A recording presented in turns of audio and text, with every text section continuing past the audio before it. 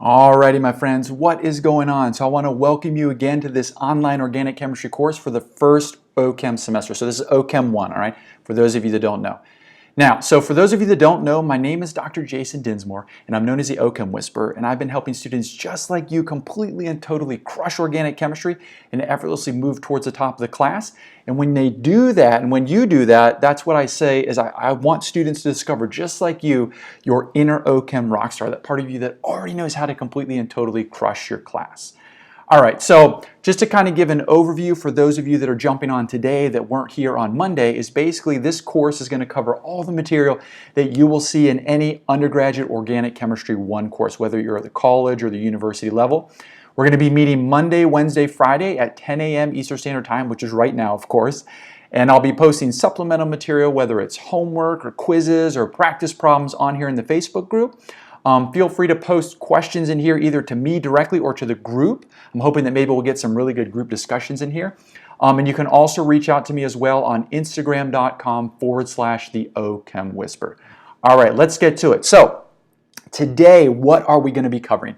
We are going to be covering how to use arrows and how to use the periodic table. You know that periodic table, that thing we've seen since elementary school or middle school? We're going to be checking that guy out, all right? And so what we're going to do is, I kind of talked about this, but I didn't actually tell you what it was last time, is we're going to learn 2 key phrases right here to help you with drawing mechanisms, okay? We're going to talk about what those actually are. We're going to discover how to use the periodic table to draw molecules, and we're going to figure out how to determine formal charges, okay? So those are what we're going to cover in here, essentially to get you started in crushing your organic chemistry class, all right? Now, when a lot of students start organic chemistry, this is what it looks like. It looks like an absolute hot mess. But for those of you that don't know who I am and haven't jumped on here before, what I'm going to show you is how to take this and turn it into this, which is literally one reaction. Your professor is teaching you one reaction over and over and over again, and I'm going to show you how to unlock the potential or unlock all these patterns in organic chemistry so you can see this one reaction so you can crush all of your questions, all right? Now we talked about, I'm just going to briefly talk about the things we did from last week, and then I'm going to transition into the mechanisms, okay? So we talked about what a reaction scheme is. That's like the organic chemist sentence structure. That is the basic foundation of what you're going to see over and over and over again in OChem 1 and OChem 2. And it looks something like this, and what I showed you was that we can take this and we can actually break it down into these kind of sections where we're going to have our function group as the first thing that you're going to see on the left-hand side. We're going to have our reagents above and or below the reaction arrow with solvents, and then the product's going to be on the right-hand side. That's basically in the questions called reaction questions. You're going to be solving for that. But we also talked about what's most important is that one reaction where you need to find your function group, your reaction, your reagents, and you click those things together. Remember I talked about this before? You're going to take those 2 things, you're going to click them together like Legos, and basically you're going to be on your way doing organic chemistry. Okay, so we can break this reaction scheme down, find out exactly what we want to look at. All right.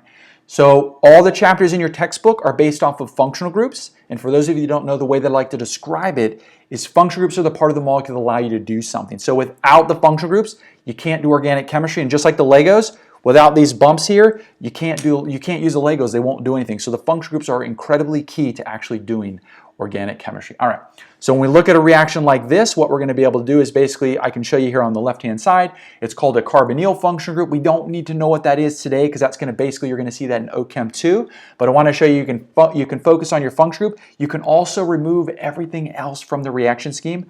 Find the 2 most important things, click them together, and you can start predicting the product, which is on the right-hand side. It's pretty cool, right? And it seems pretty simple because, and if it does seem simple, it's because it is. All right, now, the second thing that we want to talk about is reaction schemes is now mechanisms, all right?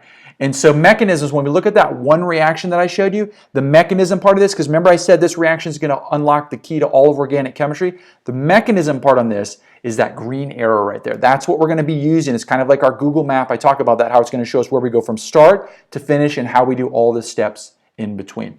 So every single organic chemistry reaction has a detailed mechanism, and that mechanism I want you to think about like a Google map. It's like you start here, you finish here, here's the roads, the highways that you go from wherever you're starting to go to your finish. It's kind of like that. We're going to show our professor how we're going to start clicking everything together to ultimately get to the product on the right-hand side. Now, so if we looked at a reaction scheme like this, your professor would give you this, and what you're going to do is walk through and actually start clicking the things together by showing arrows. And we talked about this before, where you always start at the minus, you move it to a positive or a plus, and you're essentially going to walk through with the arrows, okay? Now, the logical question at this point in time, right, is basically, oh, sorry, I didn't even see the slide right here. Okay, so basically, all organic chemistry reactions have a detailed mechanism. I'm getting ahead of myself because sometimes I get excited. So basically, we have a detailed mechanism, and my phone's going off, I can hear it. And there are two key phrases that I want you to keep in mind. I talked about this last time, but I didn't actually tell you exactly what they are. So we're going to go in here, okay?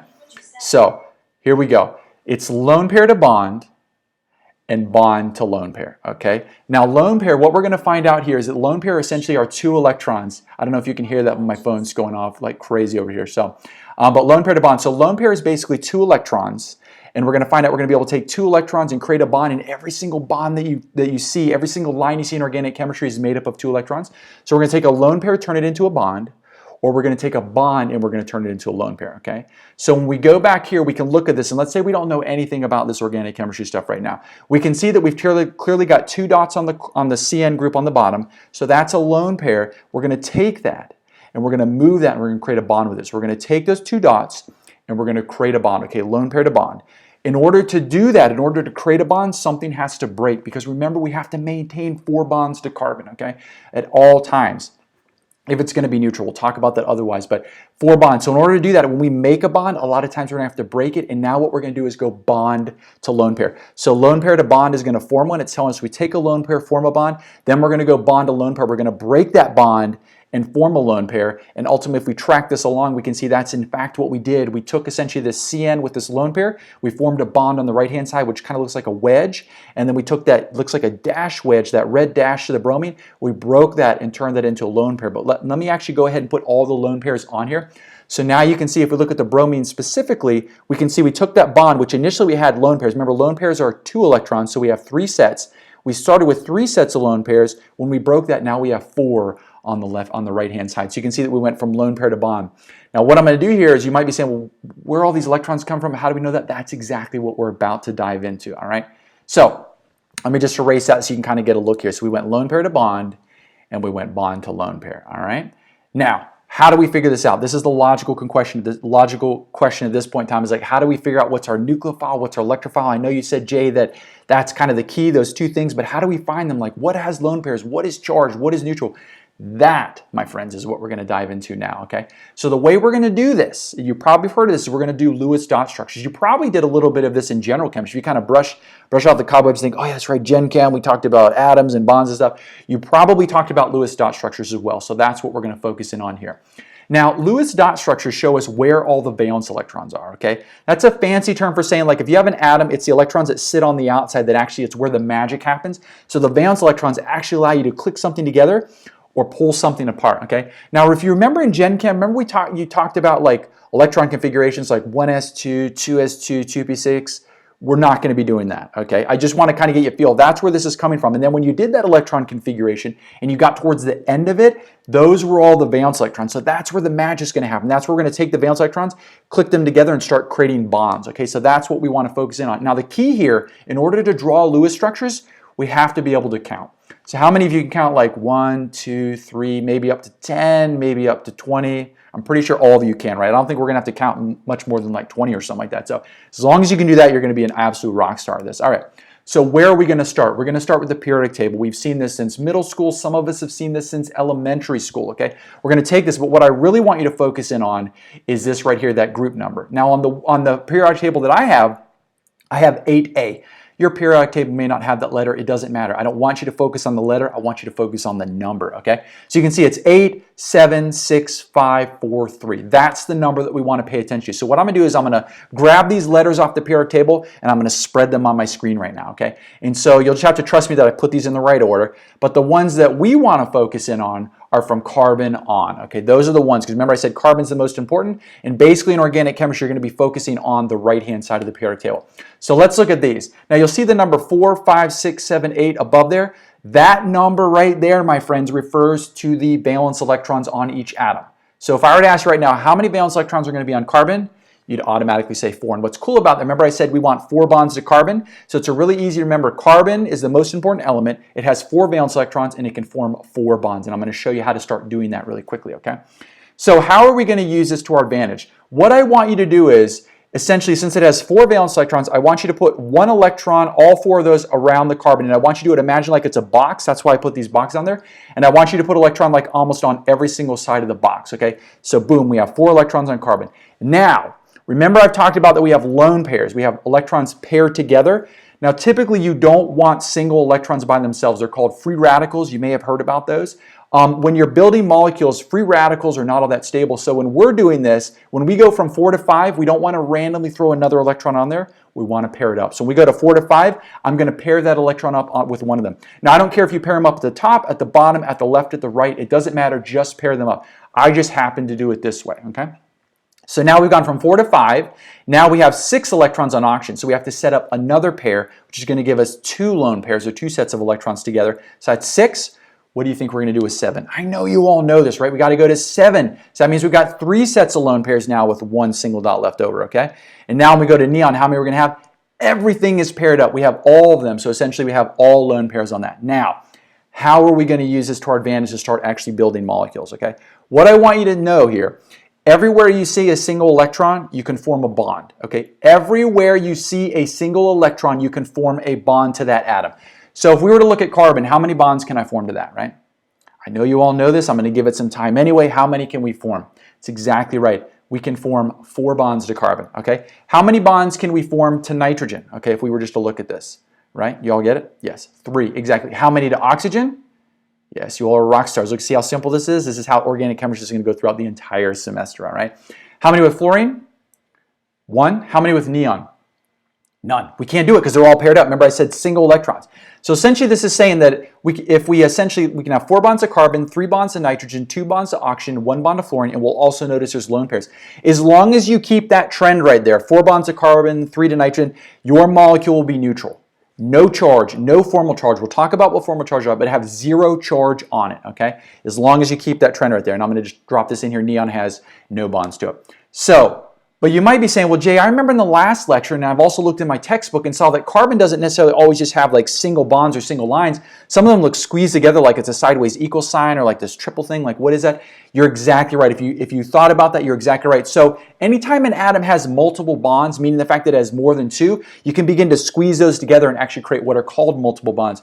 So in this case, we can have 4 single lines coming off carbon, or we can imagine kind of taking 2 of them together and squeezing it and creating what's known as a double bond or an alkene. Now that's not what we're actually doing. We're going to talk about that in a different lecture. But for now, I want you to think about squeezing them together. So we can bring 2 together. But you'll notice, do you see there's still 4 lines coming off of carbon. There's still 4 bonds, okay?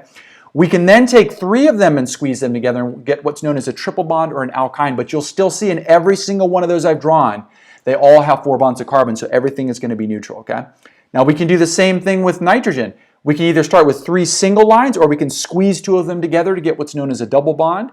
And what we're also going to notice is we still have our 3 bonds to nitrogen, but here on nitrogen we have a lone pair, and it's still there. Those 2 electrons are there. 3 bonds with a lone pair. We can squeeze 3 of those bonds together and essentially get a triple bond or an alkyne, but we still have the lone pair. Now some of you might be saying, can you get a quadruple bond? No, you can't get a quadruple bond. The maximum you can squeeze together, or quote unquote squeeze, are going to be 3, okay? Now if we go to oxygen, we can do the same thing. Because we have multiple bonds. We can squeeze them together and get a double, but the key here is we still maintain our 2 bonds of oxygen, and we still have our 2 sets of lone pairs. Remember, a lone pair is 2 electrons, so we've kept everything the same, so these are going to be neutral, right? And fluorine we can't do anything with, and neon we can't do anything with. So when we look at something like this was our reaction, and we said that we could essentially break it down and figure out our nucleophile and electrophile, bring them together. The key now is, how do we know what the structure of CN is? And how do we know that that's negatively charged? Because that's the key. If we can figure out if something's negatively charged or positively charged, then we're absolutely golden. We can start finding our 2 things, click them together, and we can start predicting products and writing mechanisms, okay? So the first thing we want to do is grab our nucleophile, and we want to plop it on the page right here. And remember I said with Lewis structures, the key to doing Lewis structures is we have to count electrons specifically. Do you remember that fancy name that I used? What type of electrons? Yes, valence electrons. We have to count those, okay? And so if I were to sit here right now, let's say right now we're doing this, and I said, how many valence electrons do we have on carbon? What would you say? All the information is on this page. You don't need any more. Yes, exactly. It's 4. We just look at the group number, or you can look at the dots I drew. But obviously the dots aren't going to be on your periodic table, so just look at the group number. So 4. What we have to do in order to, when I say count electrons, is we have to take each individual atom. So we have 1 N, 1 C, and we're going to count the valence electrons on each one, and we're going to add those together. Okay, it's pretty simple. Like I said, this is simple math. So how many are on carbon? I know we just said it, but how many are going to be on there? That is exactly right. 4. Okay, 4. We can just look at the group number 4. How about with nitrogen? How many are on there? Okay, it's pretty simple, right? 5. Okay, so we have 4 for carbon, 5 for nitrogen, because we only have 1 nitrogen, 1 carbon. And so essentially now what you'll notice here is that I said if you have 4 on carbon, 5 on nitrogen, everything's neutral. But we can see in this molecule it has a negative charge. So when you look at a structure that either I give you or your professor gives you, you always want to look to see, does it have a charge? Is it if you see a minus like that, that's -1. If you see a plus, that's +1. We typically don't write the 1. But if you see -2, that's a charge. So if you see that charge up there, then you're going to have to factor it in. So in this case, what about the charge? What do we do? Now what I want you to know, and you may already know this, is when we talk about kind of the basic structure of an atom, we've got protons and neutrons and electrons. Protons are positive and electrons are what? Negative. So if we have essentially a -1, that means we have an extra electron. Each electron is negative. So since this is a -1, we have to add 1 electron, okay? If that was a -2, how many would we add? 2. Okay, you get the idea. So in this case, we've added the electrons for our carbon. We've added electrons for nitrogen. Then we look at our molecule and see, do we have a charge? If we have a charge, in this case it's minus, we have to add an electron. So how many total electrons do we have? I know this is simple math, and I'm not trying to insult your intelligence, but I'm just trying to make a point at how simple this is. We have a total of 10 electrons to work with. So we're going to take those 10 electrons and start snapping them together and figure this out, all right? Now, where do we start? What I want you to do is I want you to draw each atom with its valence electrons on it separately, okay? Each atom with its valence electrons separately, okay? So if you want right now, go ahead and write them down if you have a piece of paper. I always like it when you all get involved, because the more that you actually take a piece of paper, whether it's a stylus or I guess your iPad or whatever device you have with your stylus, or an actual physical piece of paper with a pencil, writing it down, that's really where you begin to start to get this when you do it yourself. But what we're going to do is we're going to take this. So I'm going to write my carbon with my 4 dots, and I'm going to write with nitrogen with my 5 dots, okay? And so now what's the key? We want to pay attention to the single electrons. Remember I said everywhere you have a single electron, you can form a bond. So I'm going to highlight those right here, okay? And you can do the same on your piece of paper or your electronic device, whatever that is, okay? Now, what do we want to do? We want to start clicking or putting together the electrons that are single. We want to put them together to form a bond. Remember I said every single bond is 2 electrons, so we want to put those together. So the first 2 I'm going to grab are the 2 in the middle, and I'm going to form a bond. Did you see that? Each bond, each line you see in organic chemistry is made up of 2 electrons. Boop, we're going to click those together. We've just made a bond. Now I'm going to take another set of 2 electrons and I'm going to click them together. I'm going to take the bottom ones, okay? Boom. Now we've created another one. Now I'm going to take another set. I still have 1 on each side. So you want 1 on each atom, so I'm going to click those together. So we can see we've brought 3 together. Now at this point in time, we can see that we've got 1 electron on the carbon, 2 on the nitrogen, so we don't have single electrons, so we can't click anything together. We'll talk about that in another video, but for now, we can't click anything else together. We've used all of our electrons. Or the question is, have we? Now, what we want to do here is remember that we need a total of 10 electrons. So what I want to do is I want to kind of show you another way to figure out and to count electrons and see where you are. So remember I just said every single bond is 2 electrons. And so for example, if we went in here, we've used 9 electrons. We've got 2 for the nitrogen, we have 1 for the carbon, that's 3, and then we have 2, 2, and 2. So if you add that up, that's going to be a total of 9. But remember, we said that we have 10 electrons. So where do we put that extra electron? Remember that was the extra electron from the charge? What you want to do is if you've drawn your Lewis structure, you've clicked everything together, you have all your electrons left over, I want you to take that extra electron and you want you to pair it up with something, okay? A single electron, not one that's already paired, but a single, because remember we said we want paired electrons, not single. So the only one that we have is on the carbon, so we're going to drop that on there, and now we have our total 10 electrons, okay? Now what we want to do is, now we're done. You see how simple it is? We're literally just, where are our dots? We're going to click them together. Where's the extra one? We're going to put it with the one that's by itself, okay? So now what we want to do is we want to figure out which atom has the charge on it. Now it might be simple just from this if you've kind of figured out what electron I put the atom, what atom I put that last electron on. That's going to be a hint in terms of which one's going to be negative. But let me show you how to systematically go through here and figure out, by counting electrons, going the backwards way to figure out if your professor, for example, gave you this and said which atom has the charge. So what we're going to do here is we want to count the electrons on each atom again, but in this structure, okay, in the structure that we have here. So what we want to do is I want you to draw a line through that bond. And remember we said every single bond was made up of 2 electrons. And when we click that bond together, remember there was an electron in each atom? I want you, when you're counting the electrons on the atoms, I want you to imagine that 1 electron is on one atom, the other electron is in the other. So in this case, if we have that bond, 1 is on carbon and 1 is on nitrogen. So when I go through there, I have 2 on carbon that I can clearly see, they're in red, and I have 1 per bond. So that's going to be what, 2, 3, 4, 5 for carbon. I think you'd agree, right? Just go ahead, if you need, go ahead and double check me on that. What about nitrogen? I have 2 on the nitrogen, and then I have 1 per bond, 3, 4, 5. So I have 5 on nitrogen. Now, this is, once we figured that out, now we got to figure out what's the charge. Let me ask you this. How many electrons, how many valence electrons does nitrogen, let's say, quote unquote, want when it's neutral? Because I want to point this out that molecules want to be neutral, they don't want to be charged. So if nitrogen was neutral, and there's a hint, it's on this page, how many electrons does it want, valence electrons? 5. So it wants 5. In our structure, it has 5, so it's neutral. Let's go to carbon. How many valence electrons does carbon have or want, quote unquote, in terms of wanting to be neutral? How many? 4. We can just look at the number, right? The 4 above there. 4. How many do we have in our structure? Not what's on the periodic table, but in our structure. 5. We have an extra electron. Remember I said every single extra electron is a negative charge?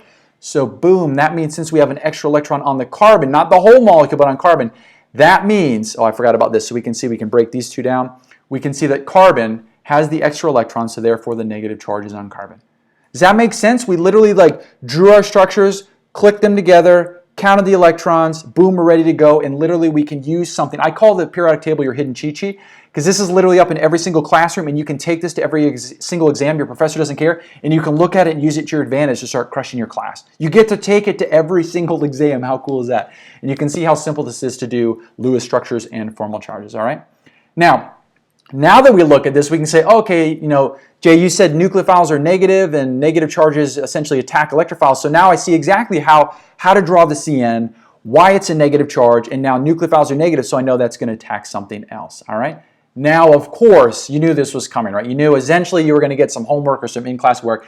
Now it's your turn, okay? So what I want you to do is I want you, again, if you have something to write this down on, or if you want to take a screenshot right now, take a screenshot, because what I want you to do is draw some Lewis structures. I want you to test your skills based off of what we did here on these 3 here, CO2, NH3, and NH4. What you're going to notice here is, remember the last example, we only had 2 atoms, right? We had an N and a C and then a minus. Here we've got multiple atoms, and we have, one of these has a charge, not a minus, but a plus, okay?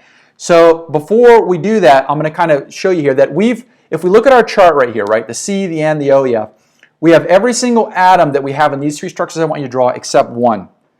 It's hydrogen. I haven't told you what hydrogen is, okay? So I need to add that in there to kind of give you a hint. Hydrogen can only form 1 bond to it. Hydrogen has 1 electron, so it can form 1 bond, okay? Hydrogen will always have 1 bond to it, just a single bond, okay? So that's another thing I want to add in there. But now what I also want to do is, if we look at this, I want to kind of talk about that positive charge. So when we had CN, we said that if we look at here, we have 4 electrons for carbon, 5 for nitrogen, and we said if we have a minus charge, if it's -1, we have to add an electron, and that's going to be a total of 10 electrons, right? Now, what about with NH4? What are we going to do? So I'm going to walk you through this one, because this one's, like I said, we didn't talk about a positive, we haven't talked about multiple atoms. Let's check this out. So nitrogen. How many valence electrons? And we have 1 nitrogen. That's always key to notice how many of these elements do you have, or atoms or letters, whatever you want to call them. We have 1 nitrogen. So nitrogen has how many valence electrons? I'm looking over here, but I know you guys know as well, right? How many? 5. So we have 5 for nitrogen. How many for hydrogen? Now this is the way it works for hydrogen. So we have 4 hydrogens, but each hydrogen has 1 electron. So the key that you have to do is each hydrogen has 1, but we have 4 of them, so you have to make sure that you multiply them by 4. So here we have 5 for nitrogen. We have actually a total of 4 for hydrogen, each for 1 hydrogen. Now, what do we do for the positive charge? Now remember, if we had a -1, we added an electron. If we have a plus, we have to subtract an electron. Now with the minus, we actually just add a number. Here, we have to subtract one of the electrons that we actually have just counted, which is a total of what, 9? So that actually means, there was the 4, we actually have to subtract 1 out of our total, which means that now we have a total of 8 electrons to work with. Did you see that? I'm going to go back here. So we have 5 for nitrogen, we have 4 for hydrogen, because each hydrogen is 1 electron. That's our total number. When we have a positive, we have to subtract from the numbers that we actually calculated. When we have a negative, we take something from like a resource, I guess, and we add it in. Okay, so in this case, we have 8 electrons to work with. All right.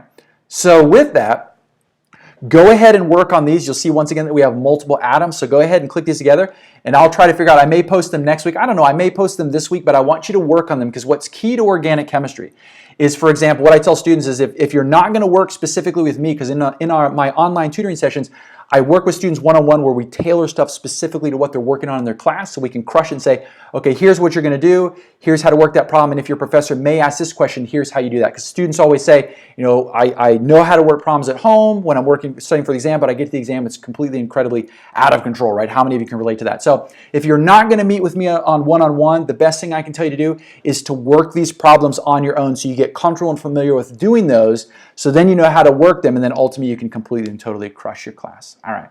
Now with that, as always, thank you so much for all of you that came on here, and until next time, I hope you have a good one.